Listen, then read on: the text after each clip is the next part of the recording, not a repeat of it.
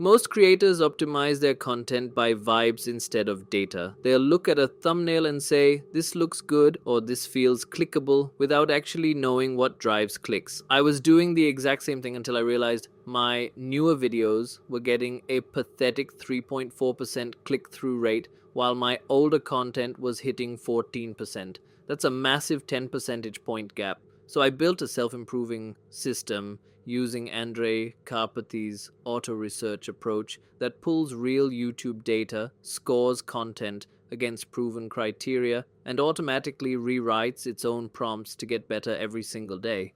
Before building any optimization system, I needed real data, not opinions. I used YouTube's completely free reporting API and analytics API to pull data from over 500 videos spanning 3 years. We organized everything in Airtable and sorted by click-through rate. The top performers were crystal clear. Runway AI Gen 3 tutorial hit 17%. How to create an AI music video got 15%, and several others were hitting 13% to 15%. Meanwhile, my recent videos were stuck at 2%, 3%, 5%, and 9%. This wasn't about content quality, it was about packaging. The data showed exactly which titles and thumbnails actually worked versus which ones I thought would work. Here's the critical part. You cannot make up evaluation criteria based on feelings. It has to be yes or no answers derived from statistical analysis. After analyzing 180 videos split into winners, losers, and mid-performers, the patterns were undeniable. Winners used how-to in titles 50% of the time versus losers at just 23%. Winners said tutorial 44% of the time, while losers only used it 13%. Negative framing like stop, forget, or RIP appeared in just 6% of winners. Exclamation marks and question marks in titles were loser criteria. From this analysis, is there a single dominant visual anchor taking up 20% of the frame? Does it convey emotion or energy? Is text limited to 1 to 4 bold, high contrast words, readable on mobile? The key is every question gets a simple yes or no answer. The system runs on 2 cycles, just like Karpathy's original research. There's a fast iteration loop that generates thumbnails, scores them against our 8 binary criteria, identifies failures, and rewrites prompts immediately. This can run dozens of times in minutes without waiting for real performance data. Then there's the slow daily cycle that pulls actual click-through rates from YouTube analytics after videos have been live for 24 to 48 hours. The fast loop climbs the evaluation score from an average of 5.7 to 7 or 8 out of 8 in just 10 iterations. The slow loop validates whether high-scoring thumbnails actually get high click-through rates or if they're false positives.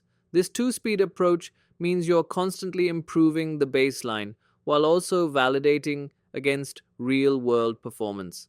The system gets smarter through 4 distinct feedback sources. First is YouTube Analytics, real click-through rate data pulled via API after videos go live, though this is slow, taking 24 hours or more. Second are A/B/C split test results, which are the highest confidence signal because it's controlled experiments with the same video and audience but different packaging. Third is AI evaluation scoring using a vision model to score thumbnails against our binary criteria, enabling fast iteration. Fourth is human-in-the-loop feedback when I'm actually creating thumbnails and can give direct input on what looks good or doesn't work. Each source feeds into a feedback memory file that gets more specific about what actually drives clicks, not what we think should work. Here's how it works day to day. When I make a video, I also generate thumbnails using the system, giving it just a vague concept. The generation prompt automatically includes every rule from the feedback memory, so each new thumbnail starts from a better baseline than the last one. I publish the video, and 2 to 3 days later, the loop pulls the performance data and scores the thumbnail against our 12 criteria. The key question is, did the thumbnail that scored 11 out of 12 actually get high click-through rate, or was it a false positive? That signal goes directly back into the feedback memory. Meanwhile, I'm running A/B/C split tests on every video where YouTube picks the winner.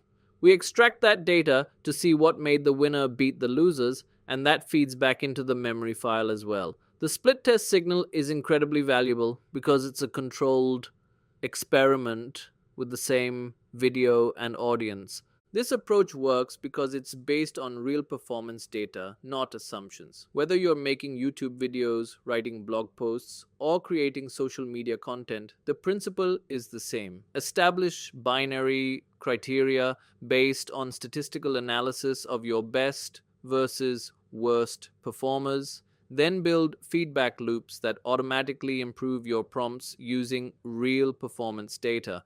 The system gets smarter every day because it's learning from actual results, not opinions. You can adapt this framework to any content system by identifying your key performance metrics, analyzing what separates winners from losers, and building automated feedback loops that continuously optimize based on real data rather than gut feeling.